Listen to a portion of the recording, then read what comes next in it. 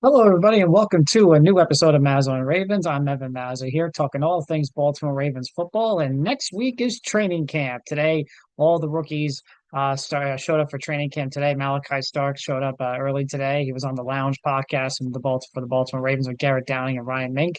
But I wanted to so it's football season. We talked a little bit about the Jets yesterday. I wanted to get back and talk a little bit about the Ravens today as training camp starts up next week. Rookies today, training camp for all the veterans and the rest of the team next Tuesday in training camp. So everything is we're off and running with football here as the Baltimore Ravens get set to practice at Owings Mills starting next week. It's a brand new season for the Ravens, new Super Bowl aspirations, new Super Bowl uh, expectations. They've had a pretty eventful offseason with still some more moves to come, at least internally. We're going to talk about that, talk about some contracts that they could be given out. We talked about Jet contracts yesterday, so now we're back talking about some Ravens contracts that could be happening within the next couple of weeks when training camp begins, because some reports from Athletic Jets Reback, so we'll get into that today. Also want to get into some little list action.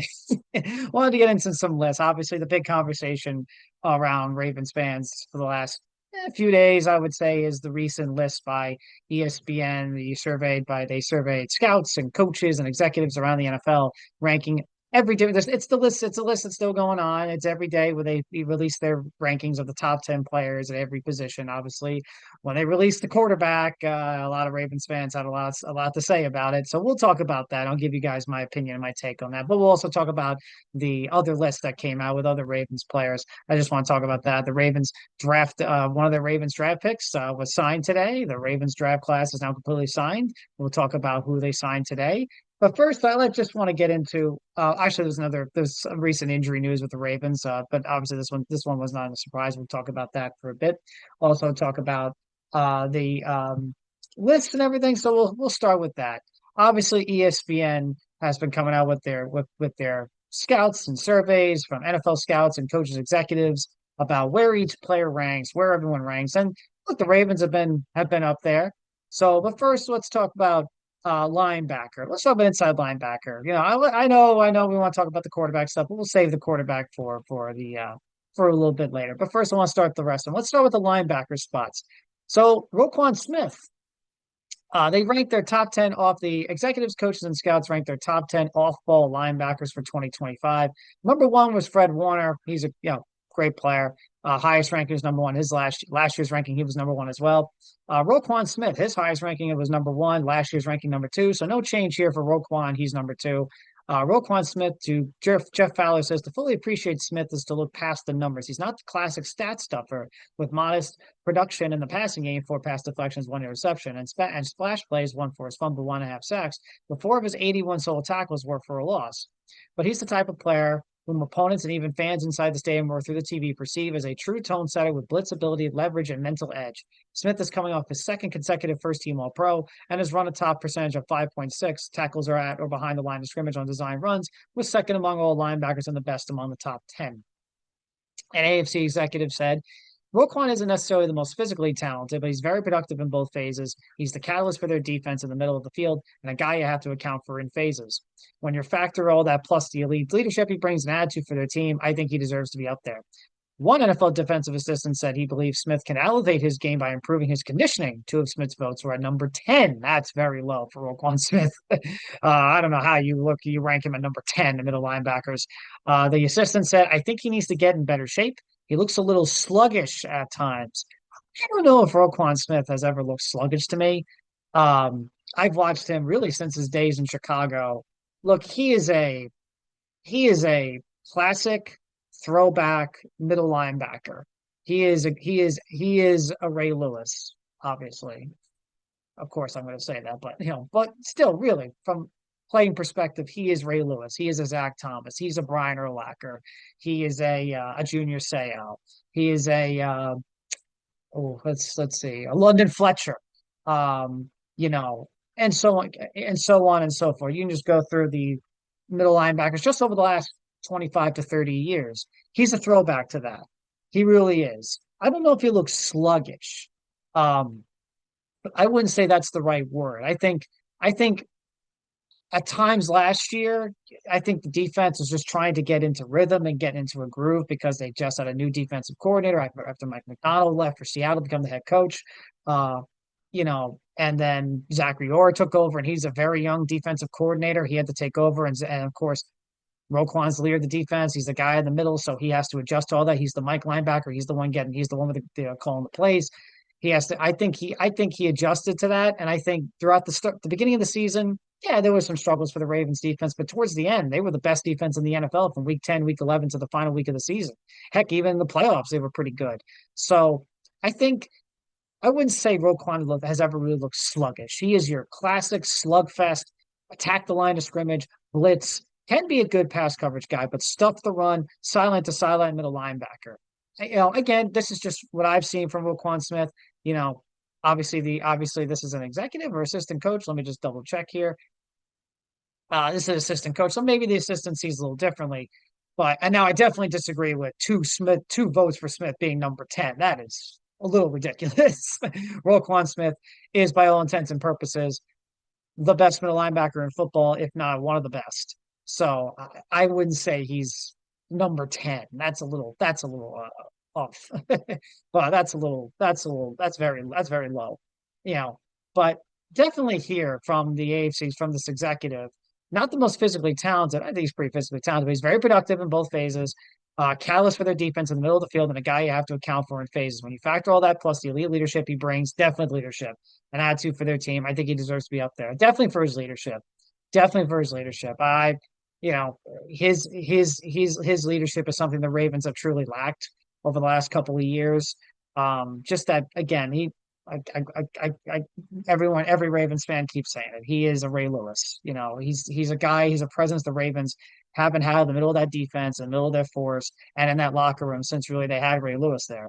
So, and of course, he plays middle linebacker. So it all adds up, right? And if you watch, there's that great video in NFL Films where it's Ray and Roquan watching film, and it's really good stuff. But he is that leader that the Ravens have lacked over the last couple of years, So, and I think one of the best moves Eric DeCosta ever made. I think it could go down as maybe the best move Eric DeCosta ever made. If the Ravens end up winning a Super Bowl during this window that they're in, I could make the case that the best move Eric DeCosta made to make sure that that championship happened, and maybe the best move of his entire tenure as general manager. Remember, he wasn't the GM when Lamar Jackson was drafted. That was Ozzie. But the best move of Eric DeCosta's tenure, especially if the Ravens end up winning a Super Bowl, could be, you know, I think the acquisition, the trade of Roquan Smith back in 2020, mid-season 2022, and the fact that he's been able to man the middle of that defense for the past 2.5 years. So now going on his fourth season and third full season as the middle linebacker here. So, but Roquan certainly deserves to be up there, number 2 or number 1, I think. Number 1, of course, is Fred Warner. Hey, can't argue with that. Fred Warner is a great middle linebacker. This one I want to go to the next list I want to go to, which is very interesting. This one's the interesting, I think maybe the most fascinating one to me.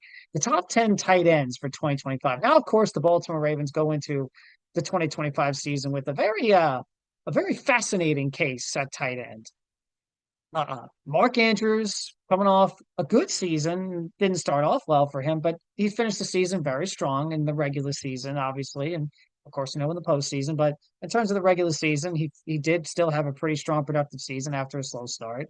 And of course, there's Isaiah Likely, who has really been a guy who is sitting there waiting for his opportunity. Now, we'll talk a little bit more Isaiah Likely a little bit later on the show, but Isaiah Likely is a guy who has been sitting there and waiting for his opportunity.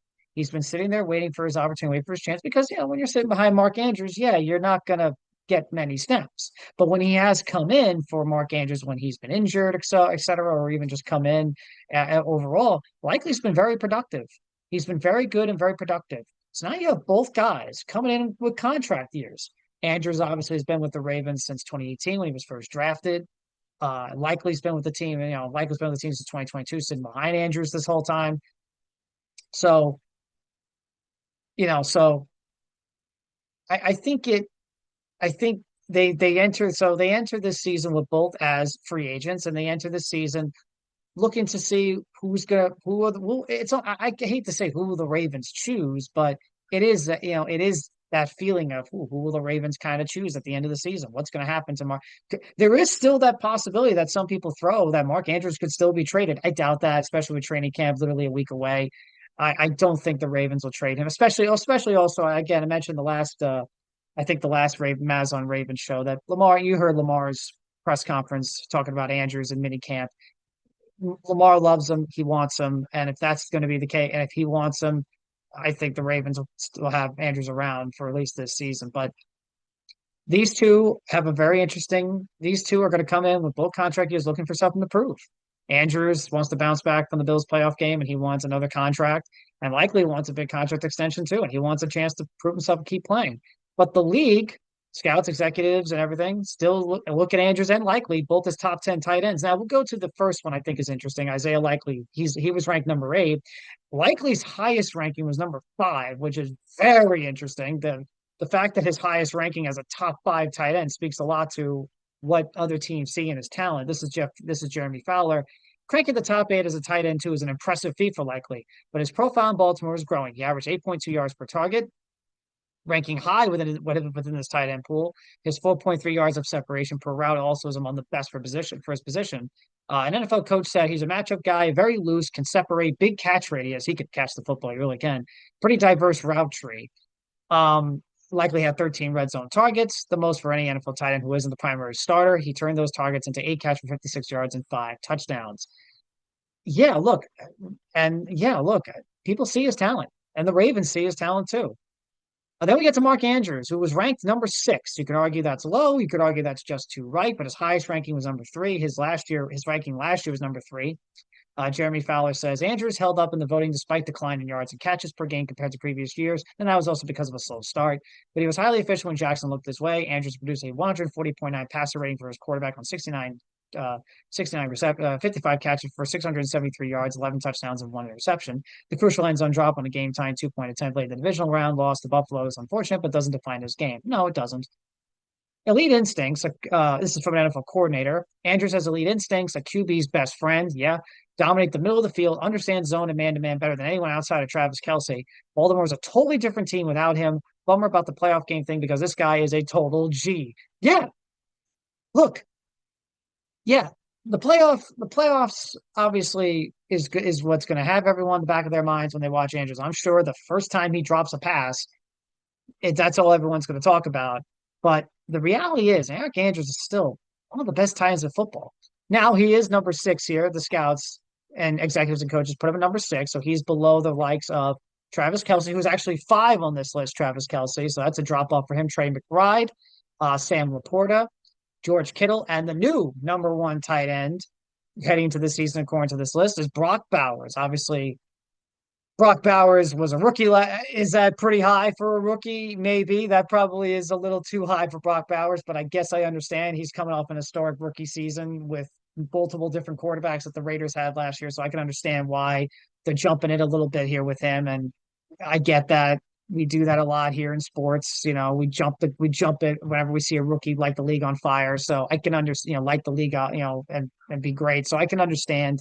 It's not the first time, obviously, with this list. When we get to the quarterback list, there's number 5 is also the number 5 person on that quarterback list is also the same case, but with Jaden Daniels. But Brock Bowers, look, he had a great year. Would I put him as the number 1 tight end coming into this season over Kelce, Kittle, Andrews? No, I wouldn't, but I get it. People see what he did last year and go, hey, he's the next big thing in terms of tight ends. I can understand that. And of course, Kelce's numbers obviously over the last year or so. So I understand. But would I put him at number 1? No. Back to Andrews. Look, I think Andrews is gonna have a bounce back season. I think he's gonna have a very good year, and I think he's gonna show these executives and scouts and coaches that put him at number 6 that he's still one of the top tight ends in all of football. Like one of the the executive. I think it was an executive or a coach. I think it was an executive or a coordinator, excuse me. Yeah, he's a QB's best friend. Look at how highly Lamar Jackson thinks of him. And when he's on the field, he's a total G. He is, and he's a playmaker. So I think the Ravens have the potential to have a very good tight tight end group with him and Likely. I think those two could have, if they utilize them right, I think those two can have very big seasons and get whatever contracts they're looking for. So, uh, so I'm very that they're definitely, and the league certainly thinks that the league certainly sees these two's potential. They see what the Ravens have, and I think these two could have a big season for their offense, especially with them looking for contracts. But the league certainly sees that the NFL understands what the Ravens have at the tight end position. I think the Ravens know what they have at the tight end position, which is why I don't think they should trade Mark Andrews. I think I think especially since you're going for a Super Bowl. If you were in a rebuild or so, maybe you weren't close to Super Bowl. I can understand trading Andrews and then resigning Likely, but you're trying to win a Super Bowl. You have a better, Mark Andrews helps you win a Super Bowl. Isaiah Likely helps you win a Super Bowl. So I think you're best off with both of them on the roster. So, but that's what the league has with Andrews and Likely. I do want to do a quick to the wide receivers. Zay Flowers, when they did their top 10 wide receivers, Zay Flowers didn't make that list. And you could have made the case he could have been number 10. Garrett Wilson, I talked about yesterday, was number 10 on the list.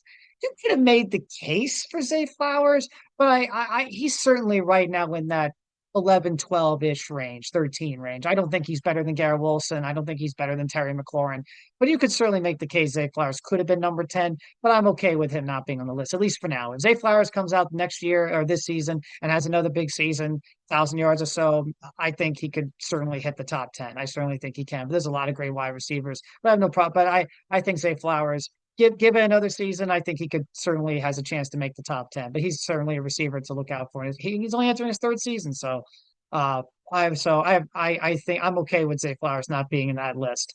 But heading off to the safety position, Kyle Hamilton was ranked number one according to executives, coaches, and scouts. And look, Kyle Hamilton, look, and he's another one. We're talking about contracts. Kyle Hamilton's looking for a contract as well. So, but he is proven himself to be the best safety in the NFL. And he's not just the best safety in the NFL, he's one of the best defensive players in the league, period.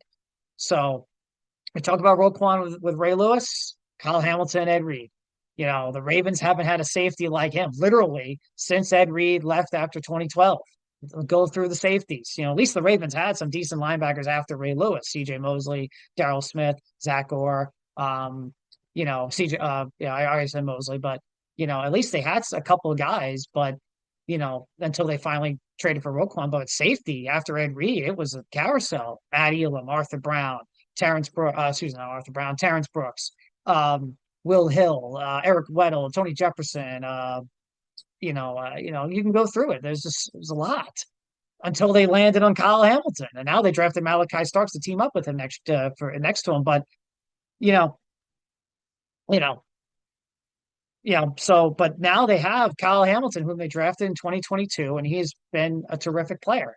Great in coverage, fantastic blitzer and tackler, Like the guy is smooth. The guy is an incredible tackler, blitzer. He could play cover corner. He can play corner. He can play linebacker. Even you can move him all the field. He's a guy you can literally move all over the place on defense. You can Mike McDonald certainly used it. Martindale certainly used it. He's had three different coordinators. He's three different defensive coordinators: Don Martindale, Mike McDonald, and then Zach Orr. They've all used him the same way. So he's without question become the best safety in the NFL and one of the best defensive players in the NFL. His highest ranking was number 2. His ranking last year was number 2. His lowest ranking was number 9, so someone ranked him pretty low. He was the only, this is Jeremy Fowler, and he was the only safety in 2023 with at least 10 tackles for loss and 10 pass deflections. He had 3 sacks and 4 interceptions. He had finished second behind Antoine Winfield Jr. in the top 10 ranking. This year, he was down significantly into those categories, yet received more than 60% of the first place votes. I think it's again because they see the good. They see how good he is. They see the talent. They see how good he is all over the field. He's just a complete football player. The reason is simple. His value transcends numbers. Yeah, it's his value. NFL personnel director said he is an all-around best player. Size, instincts, production, blitz ability. His 14.5% ball hawking rate is decent but unspectacular, coming on 76 targets. But he can line up all over the field from free safety to star linebacker. He played 200 snaps in 2024 from the slot as a defender. AFC executive said, he's a great player, scheme specific in his role. He's very good. He can't man cover and does not have elite range, but that's why teams with quicker receivers can have success against him. Sure. He has won 5 players over the past 2 seasons with 15 pass breakups, 5 interceptions, and multiple forced fumbles. He's above safeties like Brian Branch, Xavier McKinney, who had a great year for the Packers, Jesse Bates, and Kirby Joseph, and Derwin James. Look, I think I do. It's again his value. Certainly, I agree. His value transcends his numbers. His value transcends his numbers. You can place him all over the field, and you're going to get production out of him. He'll stop the pass. He can stop the run, blitz the quarterback, etc. He's the kind of safety the Ravens haven't had. Really, again, I don't mean to keep comparing Roquan to Ray and Kyle to Ed, but yeah, he's the kind of safety the Ravens haven't had since Ed Reed. And he is, I think, not only the best safety in the NFL, but he's one of the best defensive players in the NFL. So I think his spot certainly, I think his spot is fine. Obviously, I think he deserves to be number one. So let's have some fun now. So now that we got the other stuff out of the way with this with the ESPN list with the scouts and executives and the coaches. We got the other stuff out of the way, like linebacker, safety. They even talked about the receivers, the tight ends. Let's get to the fun part. Let's get to the quarterback because that's what every Ravens fan's been talking about. That's what every Ravens fan's been talking about ever since this list came out. Both Ravens fans and Eagles fans, Philadelphia Eagles fans certainly had a problem with this list, but it was quarterbacks. Of course, it's quarterbacks. It's quarterbacks. When it comes to quarterbacks, that's when everyone needs to, point the, that's when everyone needs to, we all have something to say about it. It's always about the quarterbacks, it's always the quarterbacks. So the top 10 quarterbacks entering the 2025 season, according to the survey by NFL scouts and coaches and executives. And this is the big one, right? This is the big one because this is everyone's interest. This is where everyone's interested in. We all want to see what these scouts and executives and coaches think of the current quarterbacks of the NFL because it's the quarterback position. So let's go through 10 through 1. Let's just go through the entire list. So number 10, it's Baker Mayfield. His highest ranking was number 5. Lowest, he wasn't ranked last year at all. Hey, Baker Mayfield, good for him. Good for Baker Mayfield. He has turned his career around from first round bust in Cleveland to now stable franchise quarterback in Tampa Bay. So, and the Bucks were, I'm sure the Bucks didn't think Baker Mayfield would be the future after Tom Brady retired. And look what he's done. They made the playoffs back-to-back years. He's put up some good numbers. They won a playoff game against the Eagles 2 years ago. They almost, if I remember, they almost beat the Rams last year. If I remember, yeah, they almost beat the Rams last year in the playoffs. And good for Todd Bowles. I was a Jets fan. I'm happy for Todd Bowles as well. I love Todd Bowles. I loved him. I thought he was a very good Jets head coach. That got him, but I thought he deserved. It's good to see him have success as well. But Baker Mayfield, number 10, good for him.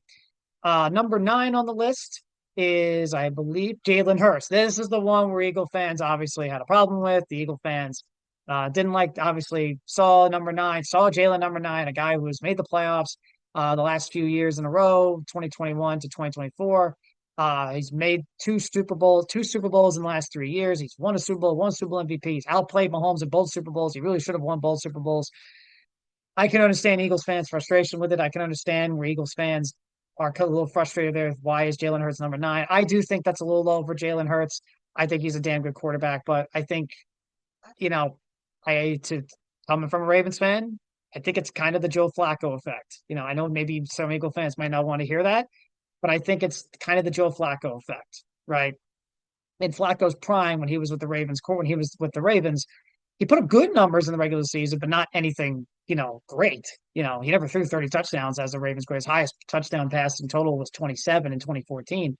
But he always put up good numbers, but not great numbers. So that caused people to kind of look at him and say, "Oh yeah, he's a good quarterback, but he's not a great quarterback, and not someone that could carry a team, right?"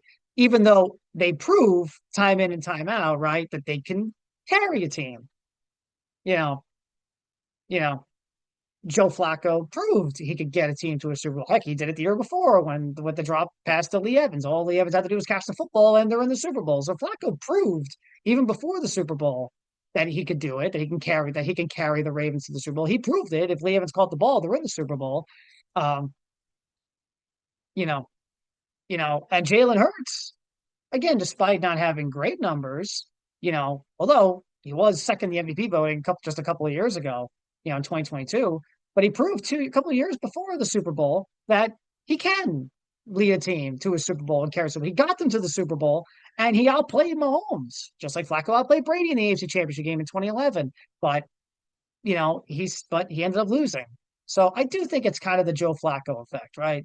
just by a Ravens fan experience, so a guy who puts up good numbers, but he doesn't put up great numbers, but doesn't get the credit he deserves because they look at him and say, "Oh, you're on a loaded roster, loaded team," right? With Flacco, it was, "Oh, he had a great defense," and Ray and Ed Suggs, not a Jarrett Johnson, even on offense. I hope he's got Ray Rice, he's got Marshall Yanda, he's got Anquan Bolden, etc.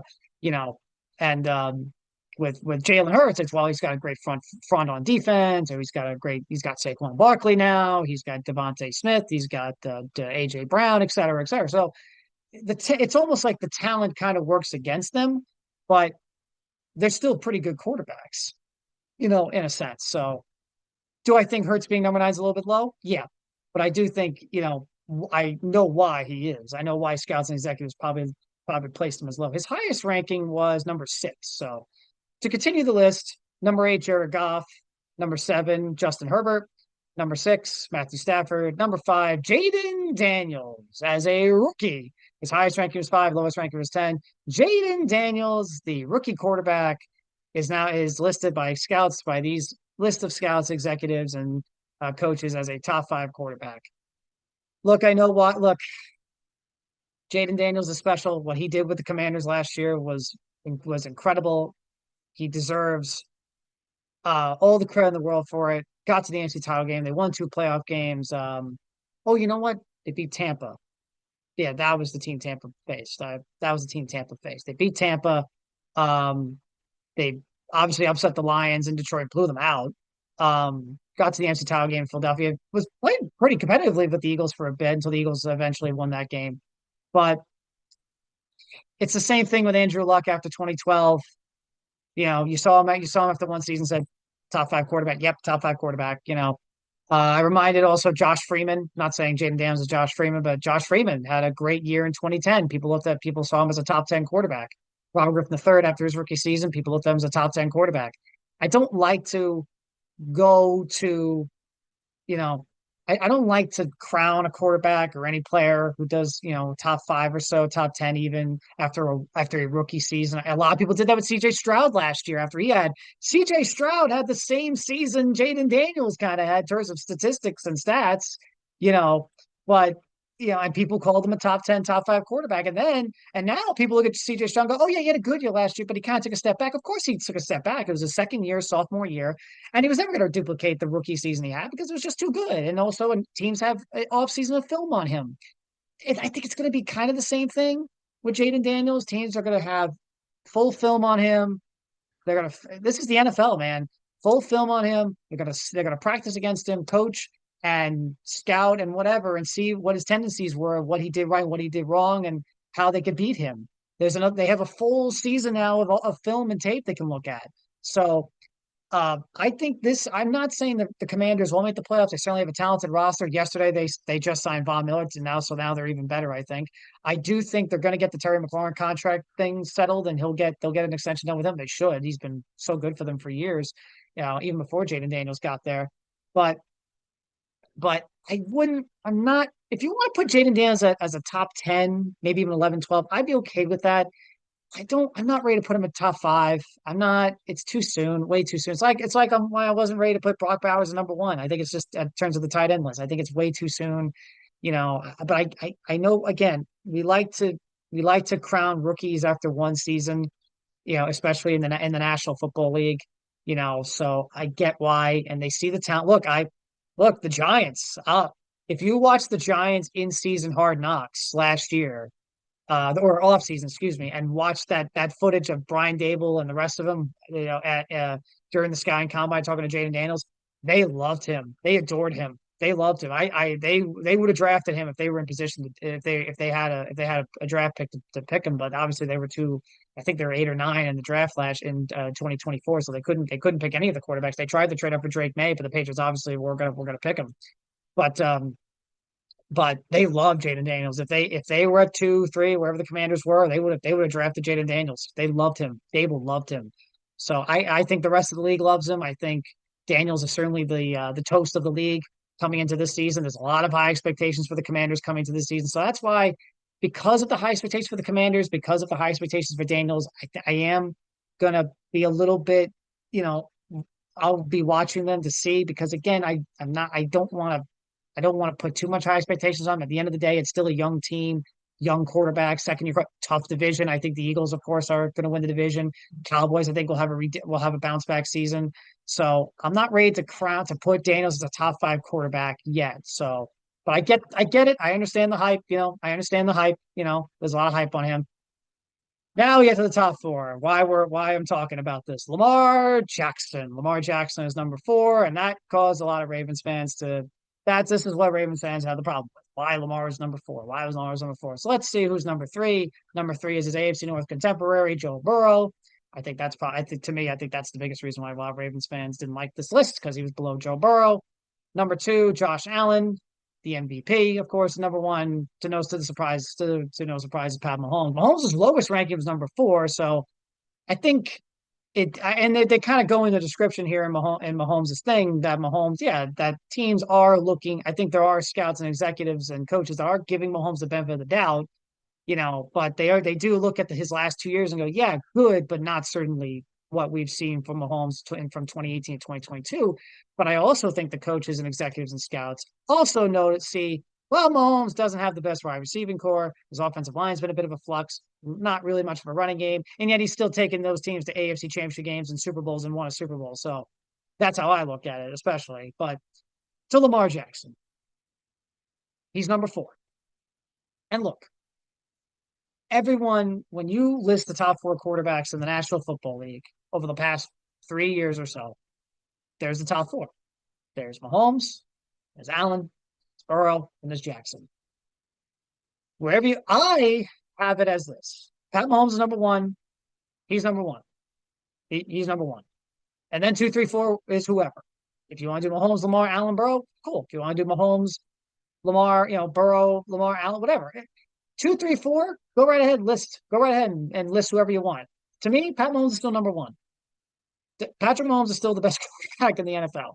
Even if his numbers even with his numbers being good but not great the last 2 years, and his interception, I think there was a couple of years ago or a year ago, or even I think it was last year, his interception numbers were a little bit high, but there's still no quarterback I want with the ball in his hands, you know, more than him in a big game, big drive, 2 minutes, 5 minutes. Look, I'm a Ravens fan, folks.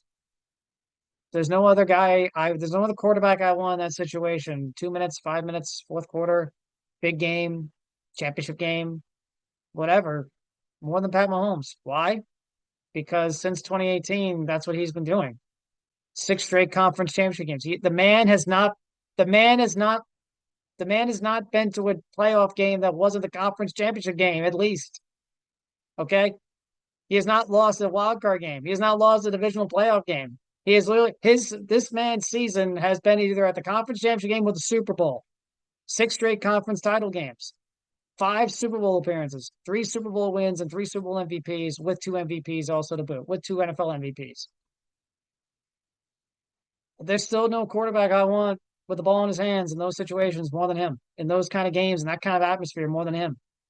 So he's number one until someone reaches truly to his level.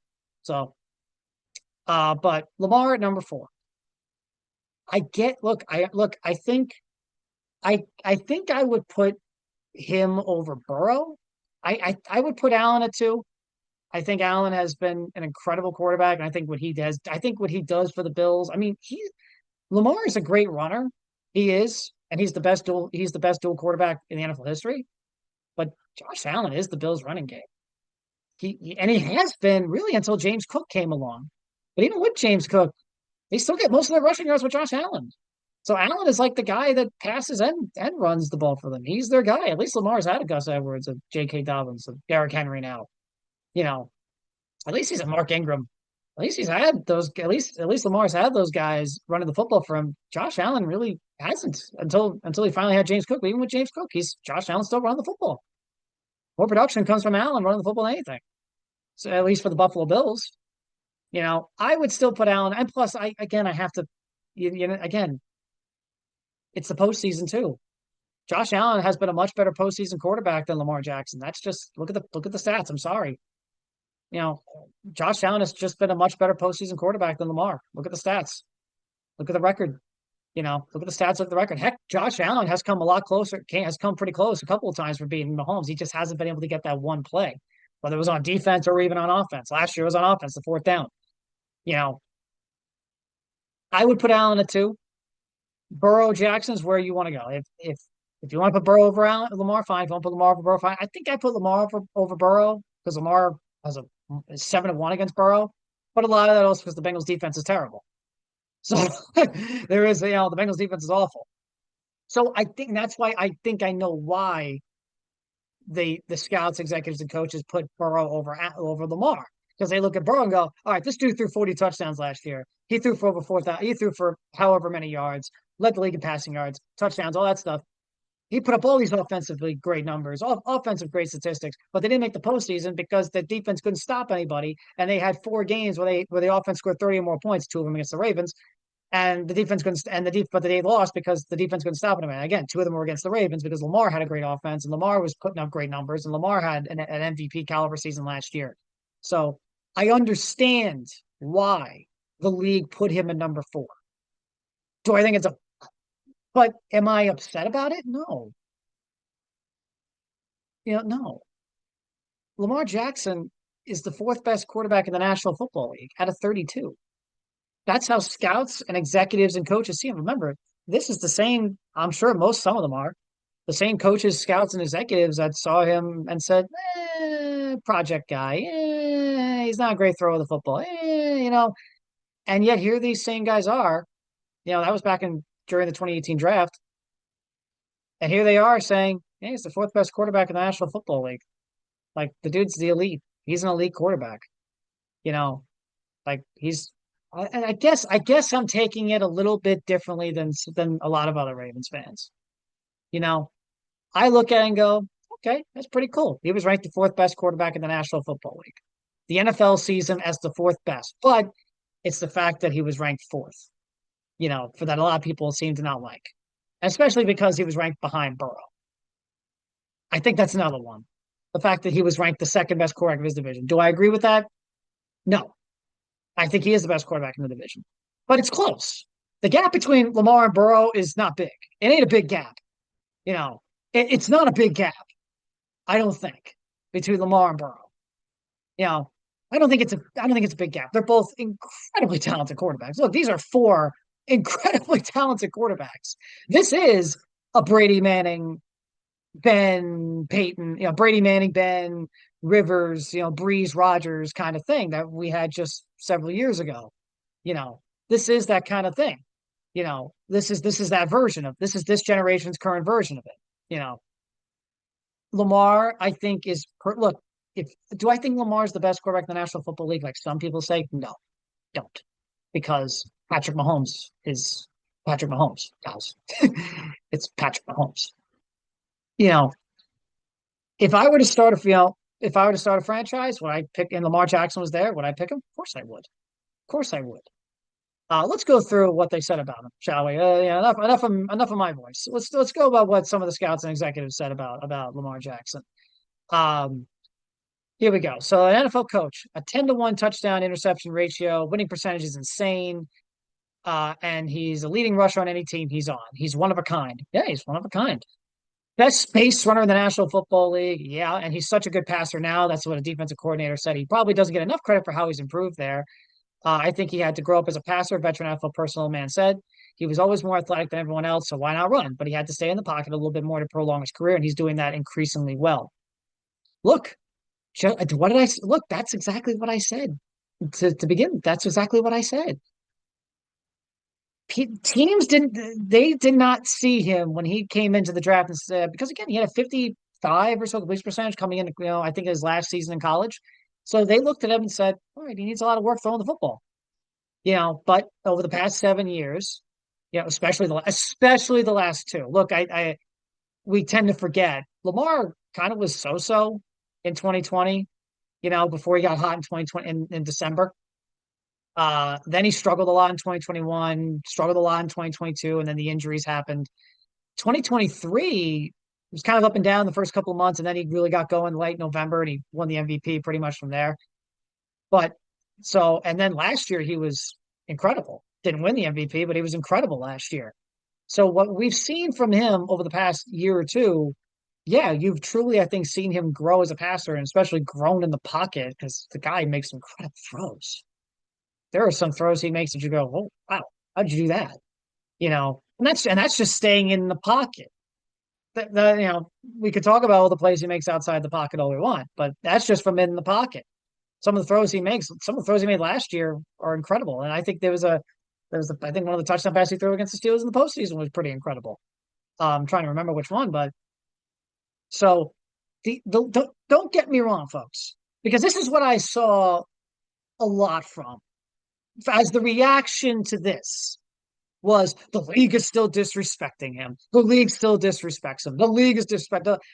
If you actually read this article, what these coaches and executives think and personnel think and defense course think, no, that's not true. They look at this and go, yeah, man, he's really grown.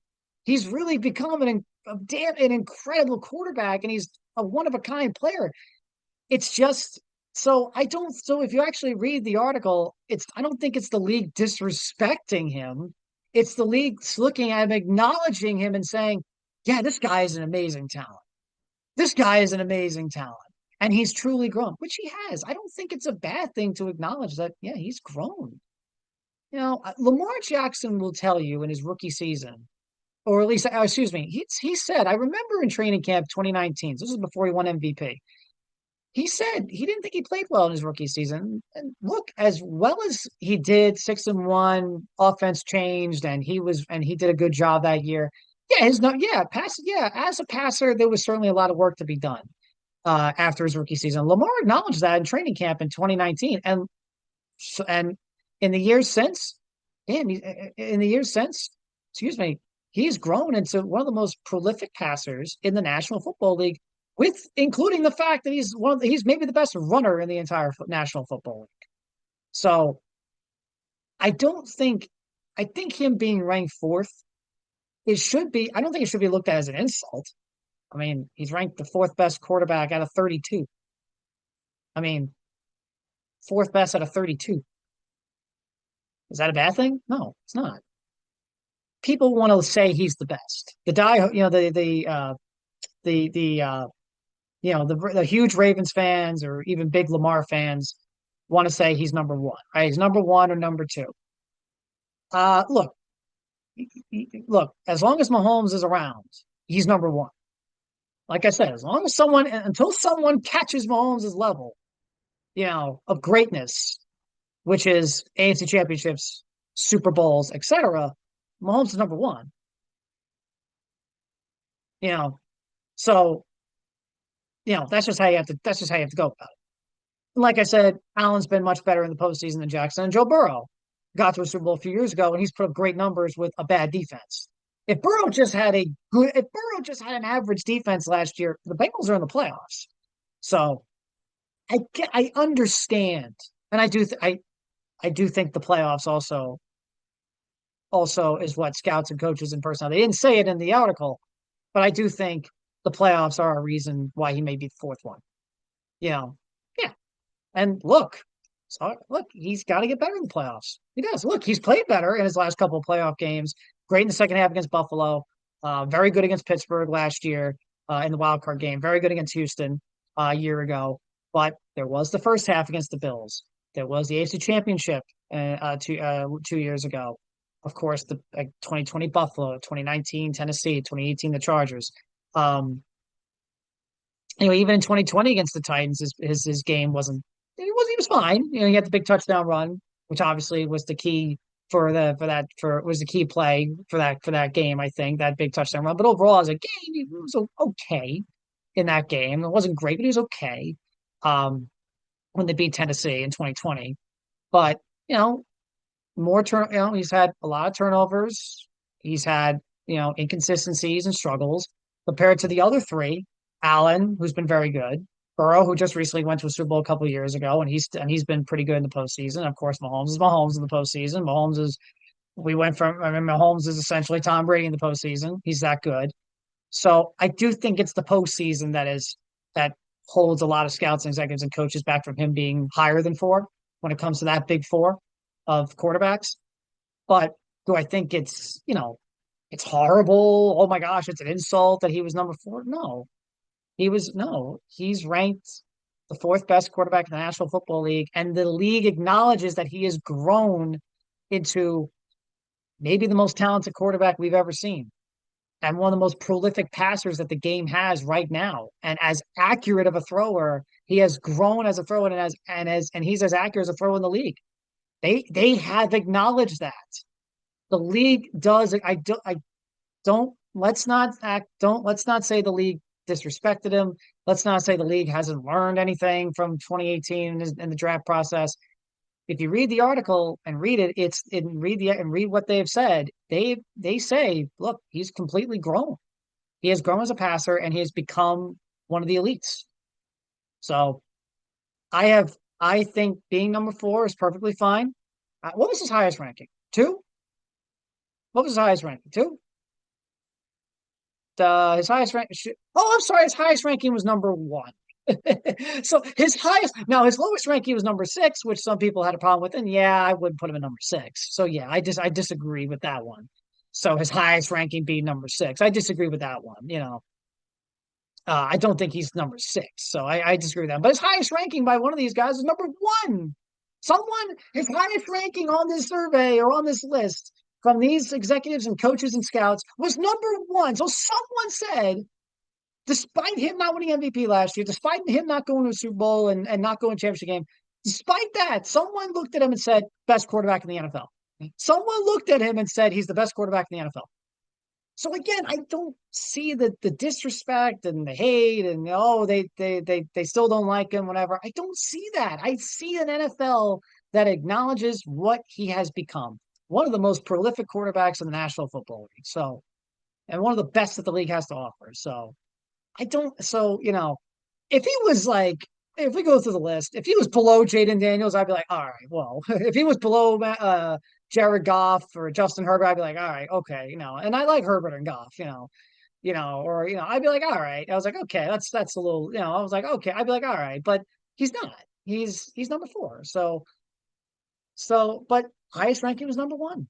So one of these guys said he's the best quarterback in the NFL. So at the end of the day, look, it's just at the end of the day, Lamar Jackson is one of the best quarterbacks in the league, and the Ravens are a Super Bowl contender heading into the 2025 season with him at quarterback. So I've been saying for the last couple of years, really ever since 2018, he just needs to get better in the postseason. It's a thing he's got to get past. He's just got to get better in the postseason, and it comes down to turnovers. It comes down to turnovers. So if he can get better with the turnovers in the postseason, I think the Ravens can win the Super Bowl. I think that's what it comes down to. I think if he just stops with the turnovers in the postseason and plays clean football, then the Ravens can win the Super Bowl. So I think that's what it comes down to. So, but that's the ESPN list so far. I don't think they came out with another one today. I think yesterday was the top wide receivers. Let's see. Did they come out with another one today? I didn't see one. If they did another list today. Let me check Jeremy Fowler's. Let me check Jeremy Fowler. Did they come out with another one today? Do, do, do, do, do. Mm, mm. Oh, the every position. Oh, what was it? Oh, they did. Oh, top 10 running backs. Oh, they did the top 10 running backs. I'm sure Derrick Henry was number one. No, Saquon Barkley was number one. I apologize. Derrick Henry was number two. Derrick Henry's highest ranking was number one, but Derrick Henry was number two on this list of the top 10 running backs from the scouts and surveys and from the scouts and coaches and executives. So Derrick Henry is ranked number two. And, Saquon Barkley had an amazing year. So, but Derrick Henry, yes, certainly deserves to be number two, number one. His highest ranking was number two. Defensive tackles: Dexter Lawrence, Chris Jones, Jalen Carter, Jeffrey Simmons, Quinnen Williams, number five. Justin Matabikwe or Nnamdi Matabikwe, number seven on the list. Highest ranking was number four. Yeah, Matabikwe had a very interesting season last year. He didn't. An AFC executive said still a quality player, but he wasn't as dominant as he was the year before. Yes, I do think that is. Yes, that's what I mean. That's what I mean. Matabikwe had a very interesting had a very he had a slow start to the season last year. He did pick it up, I think, towards the down the stretch. But yeah, he certainly wasn't as down as he was the year before. The AFC executive said the defensive coordinator change was significant, creating one-on-one opportunities. Still has but I think Matabikwe will be interesting to watch with him this season. I think watching him this season will be interesting to watch. I think he could be in for another 2023 like season with another year now with Zach Orr as the defensive coordinator. Let's see pass rushers. Any Kyle Van Noy love over here? Because Kyle Van Noy has been really good for this team for the last 2 years in terms of pass rushing. No, he's not on the top 10. But hey, I wanted to see if there was some Kyle Van Noy love. So, but yeah, that's the list. I just wanted to talk more about the top 10 corners. Let's see. Let's see top 10 corners. Top 10 corners. Let's see that one. Pat Surtain, Derek Stingley, Denzel Ward, Trent McDuffie, Sauce Gardner with the Jets, number 5, Christian Gonzalez, J.C. Horn, Jalen Johnson, Quentin Mitchell, and Devin Witherspoon. So yeah, no Marlon Humphrey, no Nate Wiggins, and Marlon Humphrey had a very good year last year.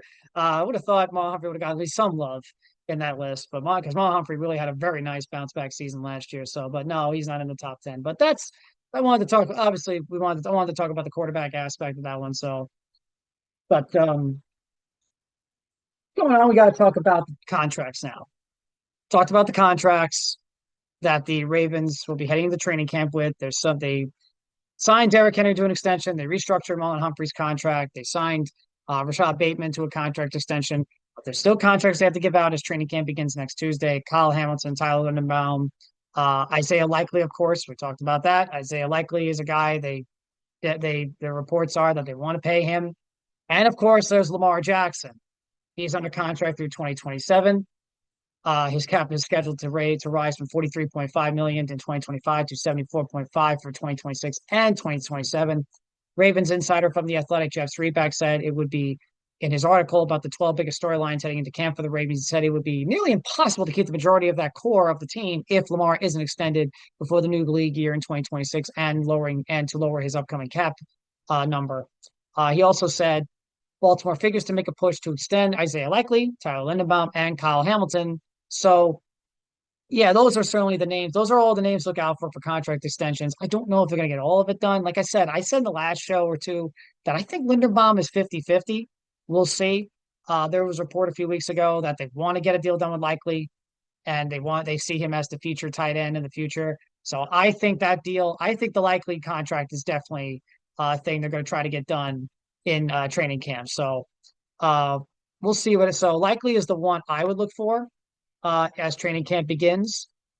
With Lamar, but Lamar is definitely the first one. Lamar is definitely the first one. Lamar is the first one. I will make a prediction right now. Lamar Jackson's contract will be done before they take the field for practice and training camp. I don't know for sure, but that is just me thinking how the Ravens operate, thinking what they probably want, and that is they want to get that contract done with Lamar Jackson before they even take the field for practice. So not obviously Lamar's not going to hold out. I think the Ravens will get a contract extension done with Lamar Jackson before their first practice or training camp next week. Next Tuesday, veterans report. So could be Tuesday, Wednesday, etc. But before they take the field for their first practice, I think Lamar Jackson's contract I think they'll extend Lamar Jackson. They'll get that.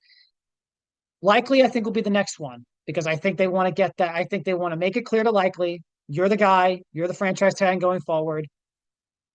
So after the season, you're our tight end one next year. So I think the next one will be Kyle Hamilton, and I think after that, it will be Isaiah Likely, and after that will be Kyle Hamilton.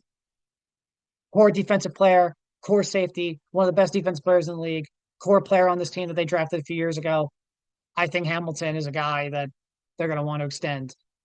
Again, we'll see with Linderbaum. I'm 50-50. You can't pay everybody. And remember, Joey Alexander's a free agent at the end of the season. Zay Flowers will soon be eligible for a contract at the end of the season. There's still Humphrey. They restructured his contract. There's still Humphrey. Remember, they drafted Nate Wiggins in the first round just a year ago, so we'll see with Humphrey in the future.